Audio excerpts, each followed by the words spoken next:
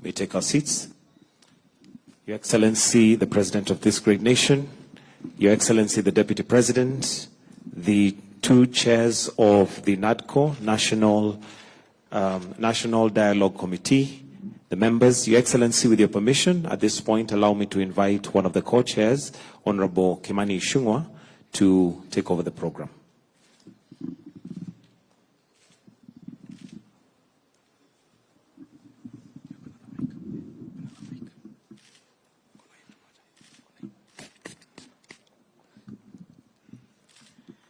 Your Excellency, the President and the Deputy President, Your Excellency, allow me to begin with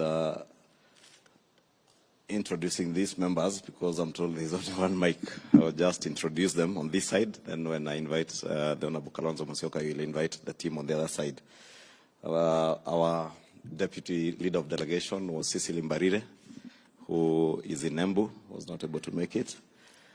Senator Aaron, our Leader of Majority in the Senate, was part of our team. Mheshimiwa Catherine Wambilianga was part of our team.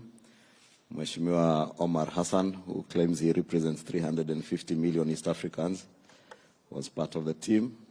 Our lead, the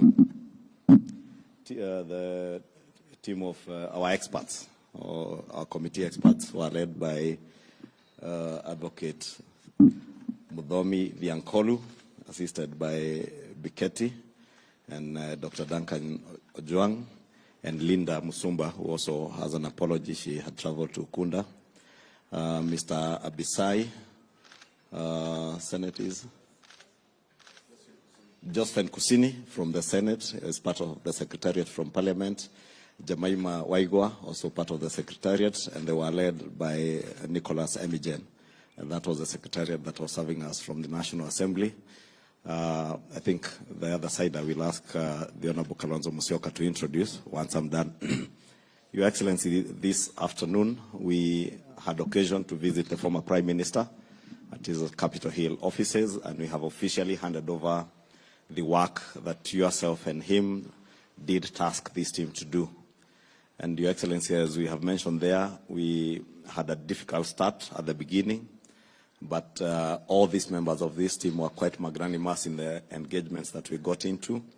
And amidst all the difficulties that we had at the beginning, even not being able to agree on a common agenda, we were able to put together all the agendas that were brought by both teams and reduce them to 5 thematic areas that we handled, and were able to agree on almost 90% of the issues that were before us. The few issues that we could not agree on, like the cost of living, the Azimio team had their views. We had our very strong views on that issue, and we agreed they would give us an opportunity to do what we are supposed to do as government, or as administration charged with the responsibility of dealing with the cost of living, as we also give them the opportunity to continuously critique what we are doing. And I believe they have been doing that, and they will continue doing that. Your Excellency, there are a few other issues that we could not agree on, and we decided that we will refer those to yourself and the former Prime Minister, and you will see them contained in the report, the issues that you should consult between you and the former Prime Minister. And we believe you also endeavor to settle on those outstanding issues. We have since tabled the report in both houses. It's now formally adopted by both houses. We have begun the work of implementation. We have already published 2 bills. The bill on IEBC to reestablish the panel for selection of the IEBC commissioners, and a bill on ESCC. Those are already published, and we reduced the publication timeline for the IEBC one to 1 day. And I believe the Jailer Committee in both houses will begin work on it to start public participation and process the bills. Your Excellency, finally, amidst all the challenges I say that we had, we also had lessons that we learned, that there is no challenge that is not surmountable when people speak to each other. We have been reminded by the former Prime Minister that we must never forget what brought us to NADCO and how we got there.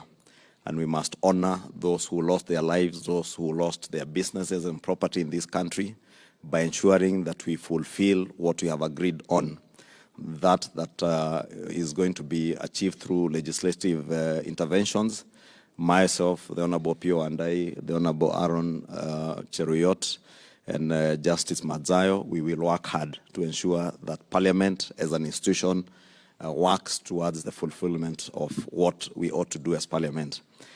With those many remarks, Your Excellency, allow me now to invite my co-chair and the leader of the Azimio delegation to invite his team and make his remarks.